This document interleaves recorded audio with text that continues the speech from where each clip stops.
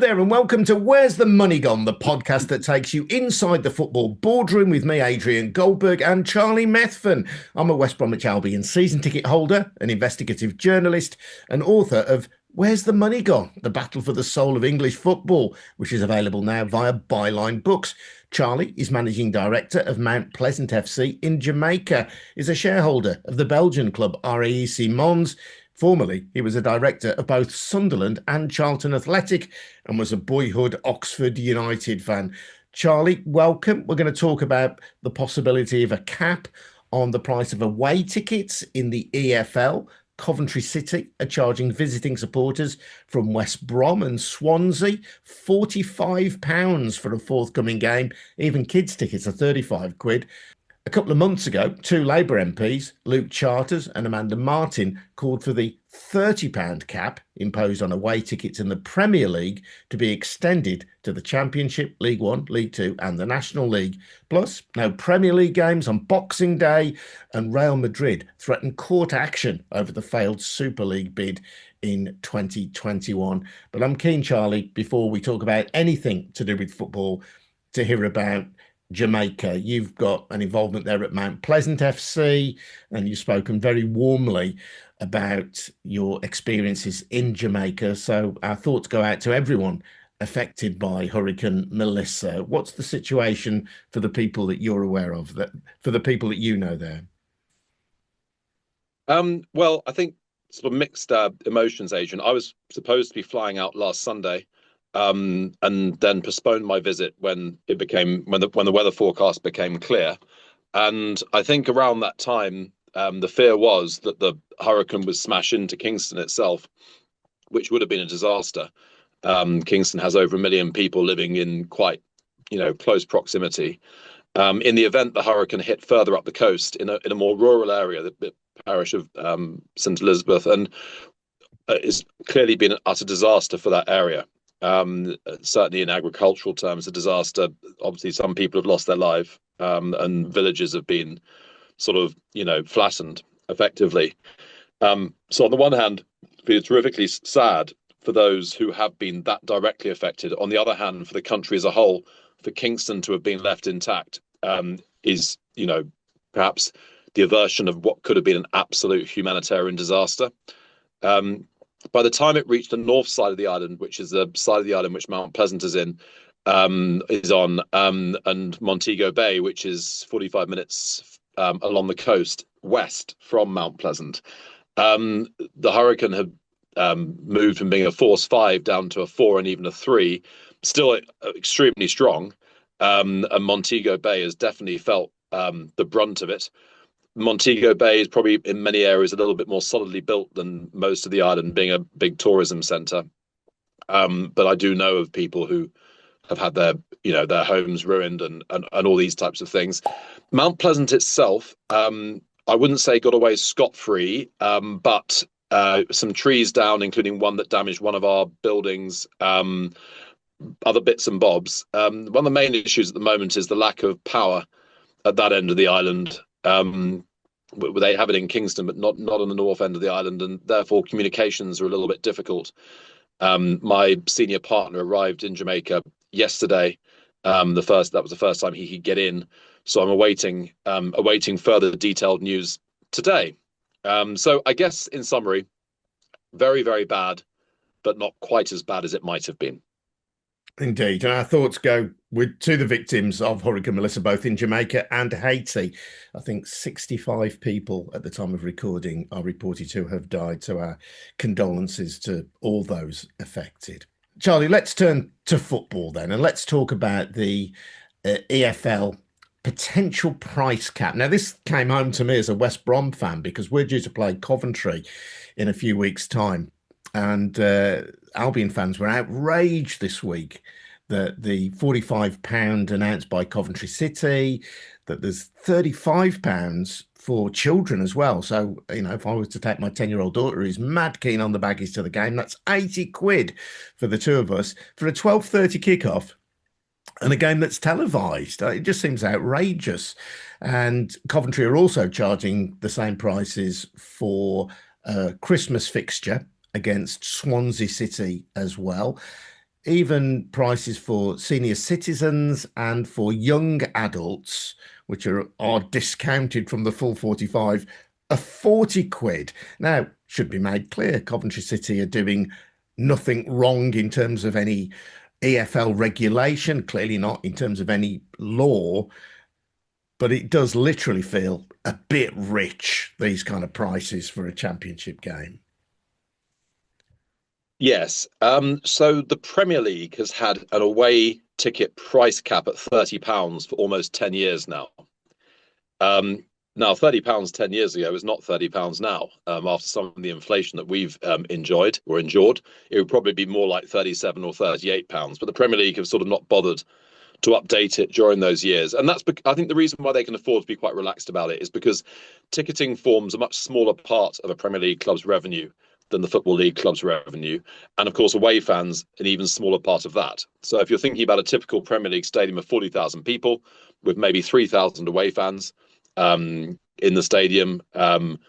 So really, you're talking about, if you put it up by an extra 10 quid, you're talking about an extra 300,000, quid. Sorry, 30,000 quid. It's, even if you multiply that over the whole season, in terms of a Premier League club's total revenues of 200 million to a billion, these are small things, and therefore they can afford to sort of just say every year to the Football Supporters Association, look at us, we're the good boys. We're not, we're behaving really well here. It's still 30, etc. Go down into the Football League, and ticketing revenue is 50% of the total amount of money that a club will take in. And as we all know, Football League clubs struggle for cash. So they tend to look for, rather like our blessed government is at the moment, they tend to look down the back of any sofa they can find for any cash that they can lay their hands on with the smallest amount of medium-term damage, let's say.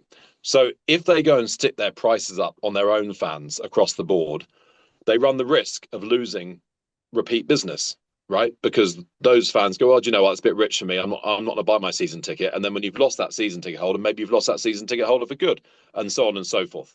Away fans are a sort of have been a relatively pain-free target. And I don't know if you remember, it wasn't that long ago, the campaign which said 20 is plenty, right? So the fact that the Premier League were at 30, that sort of that 20 to 30 range, maybe with inflation, 25 to 35, that sort of range feels to me about where the market should sit. But in the absence of any rules, some clubs, and obviously you've highlighted on one being Coventry City, but they're not the only one. They're the most extreme one, but they're not the only one. Some clubs in the Championship have said, well, over the course of the entire season, extracting an extra £10 per head per away fans is going to make us an extra £500,000. And that £500,000 is going to be extremely difficult to extract from our own fans. We're going to get an awful lot of squealing when we meet up with the fan groups. We do it from our own fans. So let's do it to away fans. Now, I happen to know that in preparation for this season, the Football League had a vote on capping away ticket prices at 30. And there was a majority for doing that. But one club, which at this point must remain nameless, threatened legal action were that to go ahead in terms of being a restraint of trade. And I think there was a sort of time out element to it, which is that the Football League executives may have felt they didn't quite have time to work out whether that was a realistic threat or not. So it ended up just heading down. Okay, we'll have no rules for the next season, but please everyone behave themselves.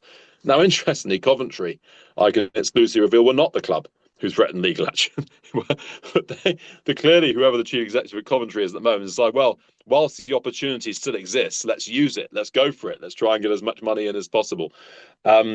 So I think, having spoken to a few Football League chief executives in the last day or two since this news came out, I would be surprised if for next season there is not a cap in place, whether that be at 30 or whether it be at 35, all inclusive of handling costs and all that type of stuff. Because often it's 30 plus a £2 handling fee or whatever it might be. But I do think there's going to be some cap put in place. Yes.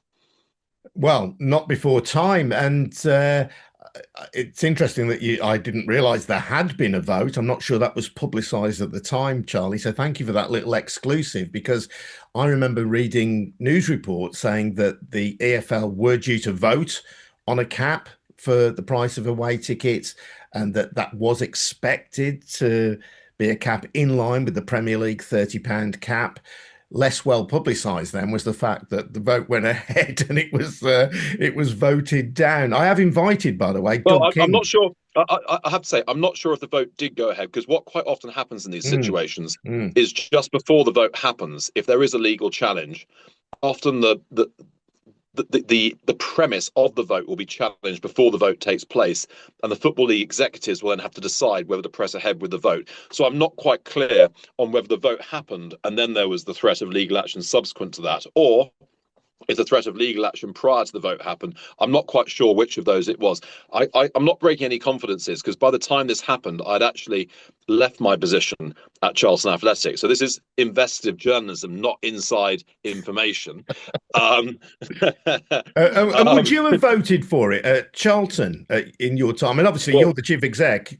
But I believe you're visiting Charlton next Tuesday, Adrian. Yeah.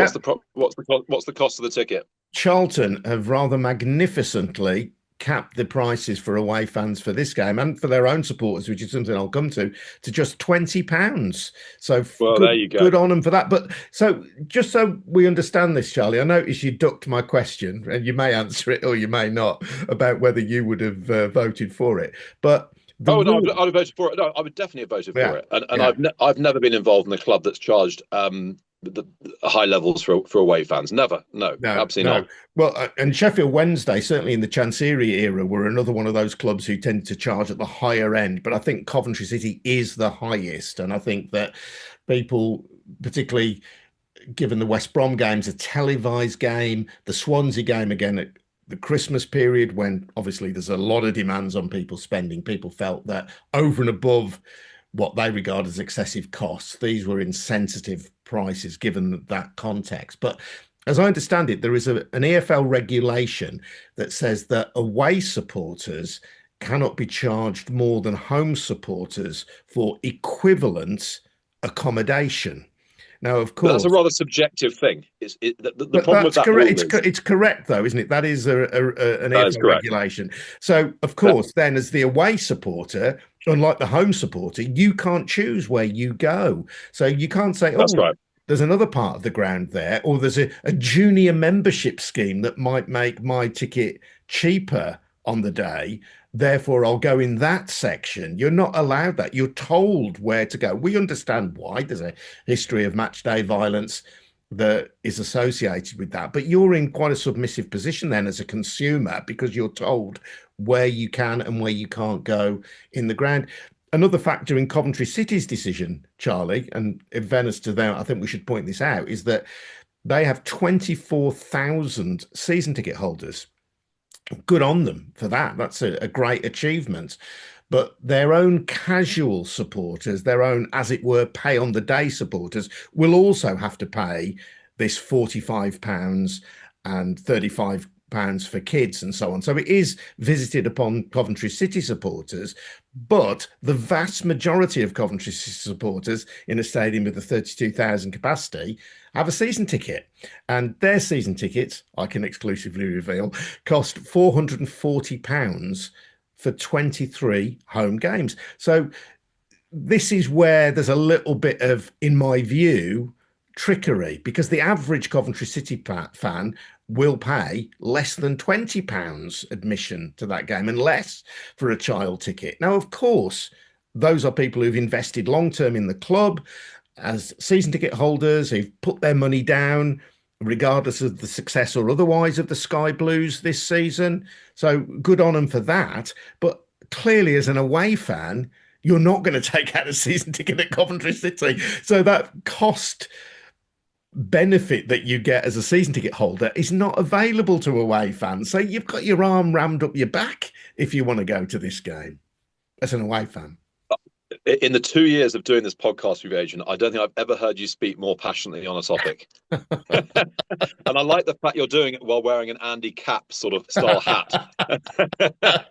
I love wearing my new cap. You're the second person this week who's compared me to Andy Capp. The other one was Robert Lloyd, lead singer of the veteran indie band The Nightingale. So you're in good company. Oh, fantastic! Charlie. Excellent. Love the Nightingales. That's great.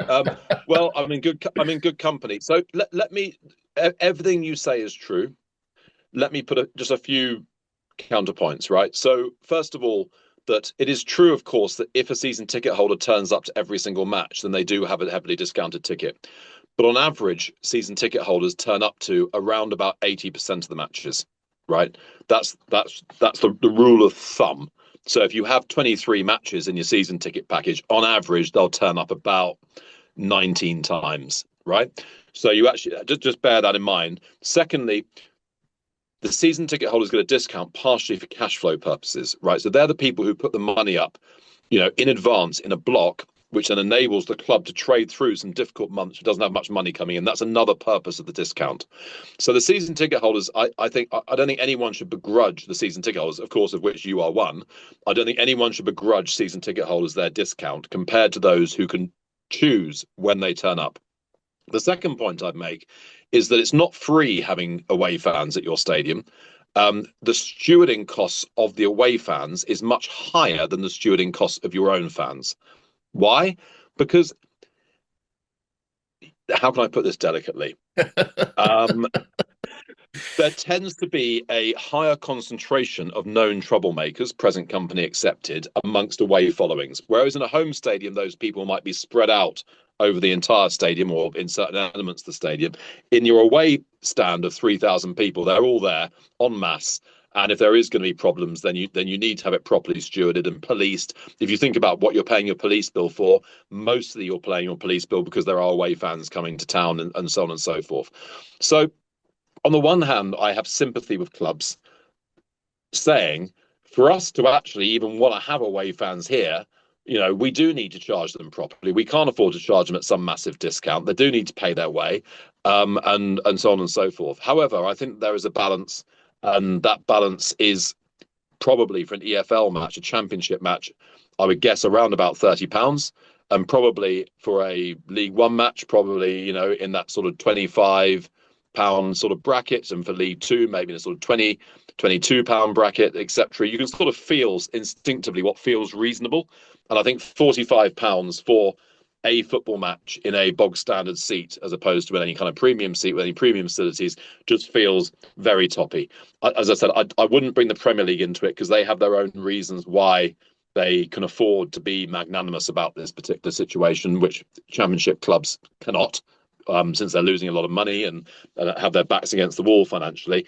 But it just feels like that £45, from a club that not that many months ago was, about to take part in a vote on whether it should be 30. 45 feels like a hell of a stretch from 30.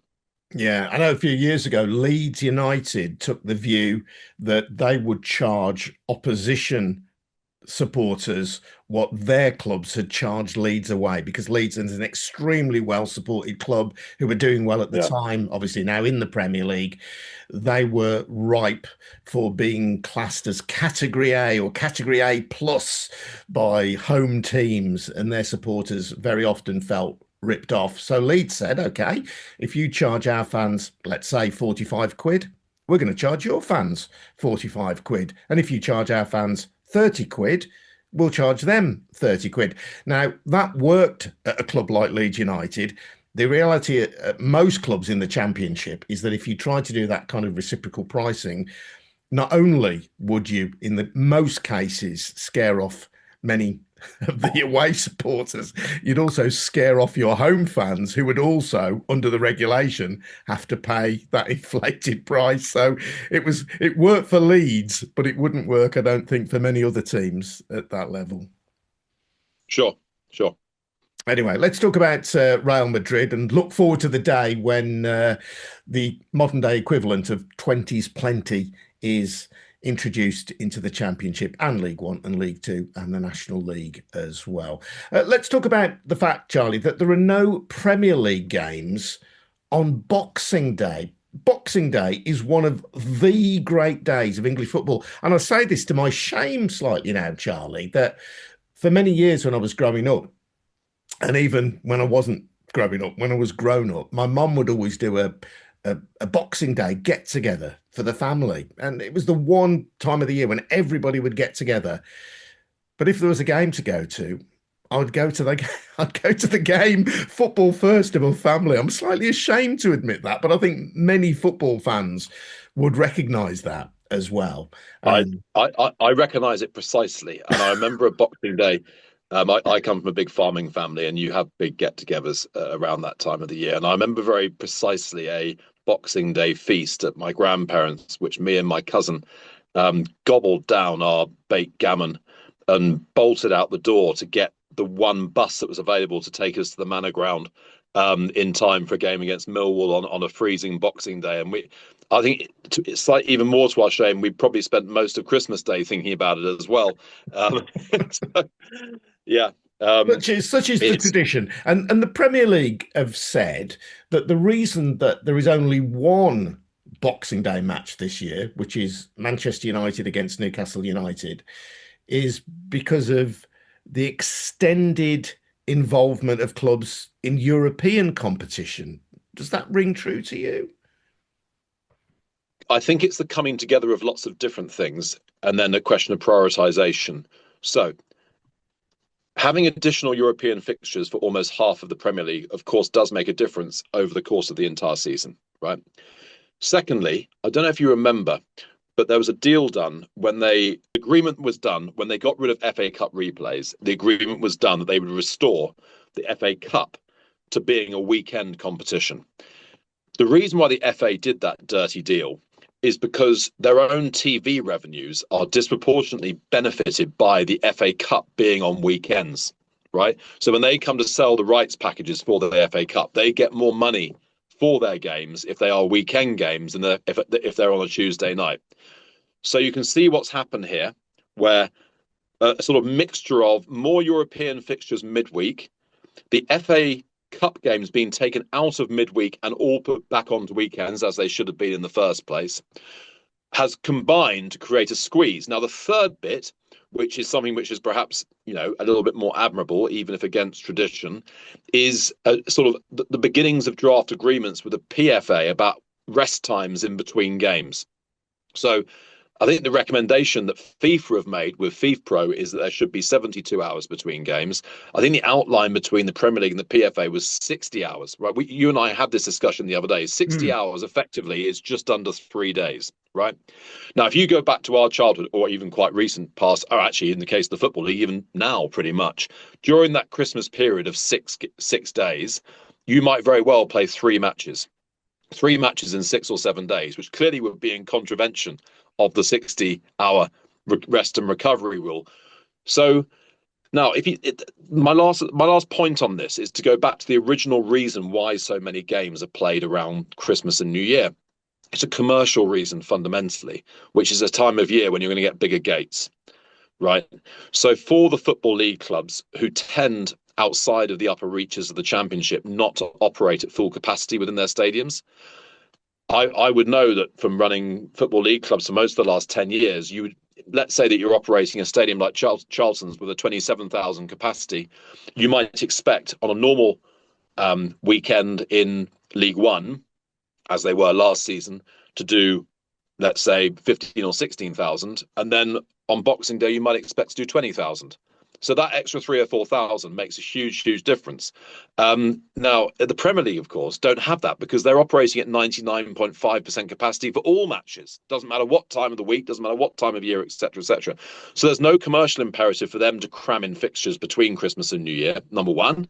Number two, the players' unions and the Premier League have been getting together saying that the bigger gaps between games, which broadly speaking, you and I agree with, right? Number three, they've restored the FA Cup to weekends and they have more midweeks taken up by UEFA games. So all of these things together have conspired to change the nature of the calendar a bit. And in this particular case, and I think there's also in this year, because Boxing Day is on a Friday, just before a Saturday, they are going to play a full card on the Saturday, right? So I sort of get it. I sort of understand it. I think it's sad because I'm a traditionalist and I like things to be, unless there's a good reason to change things, I like things to be the way in which things always have been. So one thing which does slightly grate is the fact they've chosen to stage Man United versus Newcastle as the evening game. Now, you and I remember on Boxing Day, you and I remember from our childhood that derby matches were normally staged on Boxing Day, or at least matches between clubs relatively close by, so that families didn't have to spend too much time apart because dad or the brothers were off to an away game. It just sort of feels to me, knowing how difficult it is to get from Newcastle to Manchester, I've had to make that journey a number of times myself. It's an absolute nightmare, even during normal times, let alone during with holiday train schedules and all that type of stuff. But they could have chosen a match which was a little bit more contiguous, so that the away fans who were asked to be somewhere at 8 o'clock on Boxing Day were able to get back home reasonably easily afterwards. Coming back to the thing that you said about Saturdays, though, Charlie, I wonder if that's really the main reason then, that it's financially beneficial, because there are no European games in the 3 or 4 days before Christmas. Crystal Palace and Arsenal may play a Carabao Cup tie on the 23rd of December, which oddly I think is a traditional date for a Carabao Cup game.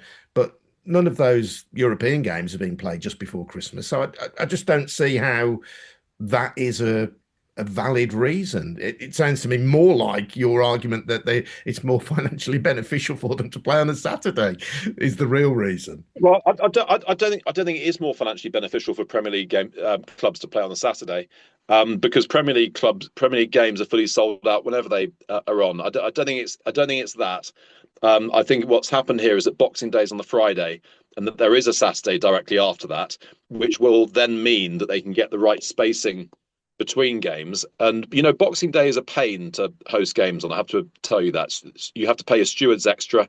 Tends to be difficult to get some staff in the catering areas and all this type of stuff. So it may just be that overall they've sort of felt, well, what's the upside in us keeping that tradition going when we've got all these other demands on our time and demands on this time going? It just feels to me like one of those things where keeping Boxing Day football at that level going is lower on the priority list than about 4 other things that they're trying to. Well, I think they have said that next season it will be restored, and because of course Boxing Day I presume will be on a Saturday, so it makes it easy for them. But just one of those things, I suppose, that the kind of the slow erosion though of traditions in football. I know a lot of games now outside of the Premier League are 12:30 kickoffs. That disrupts. Yeah, I don't like that. I don't like that at all. No, for many really fans, myself included, that disrupts the match day routine, which involves meeting with mates in the pub. I realise not everybody goes to the pub, and that's not essential for everybody to enjoy a Saturday afternoon at the football, but it is part of the culture and part of the tradition of English football. So you reduce that by these 12:30 kickoffs or by these 8 p.m. kickoffs on a Saturday. You get rid of Boxing Day. And increasingly, this sense that football is woven into the fabric of our everyday lives, that it's part of a routine and a communal thing with which we all participate. That's all eroded bit by bit by these changes. Yes, I do agree with that. Now, when it comes to Premier League, we're talking about something which has flown off up into the stratosphere, right? And I just think that Premier League fans have to accept that in return for watching the greatest football in the world, which I believe it is, that they're making compensations here and there for the privilege of doing that. I do get a little bit worried about the Football League doing some of this stuff, because we're in a much more tenuous situation in the Football League, where our grounds aren't always full to capacity, where the quality of what we're watching is more up and down. It's not always the very best. Sometimes the quality of the facilities aren't all that good. So you kind of need everything you've got going for you. And when you start chipping away at some of the things that have been there for very good reasons for a long time, like 3 p.m. kickoffs on a Saturday, and when you start to ask fans on a very regular basis to watch games at 12:30 or 8 o'clock on a Friday, this type of stuff, I think you're just potentially storing up problems for further down the track, and also giving away some of your small competitive advantage that you do have as against the Premier League.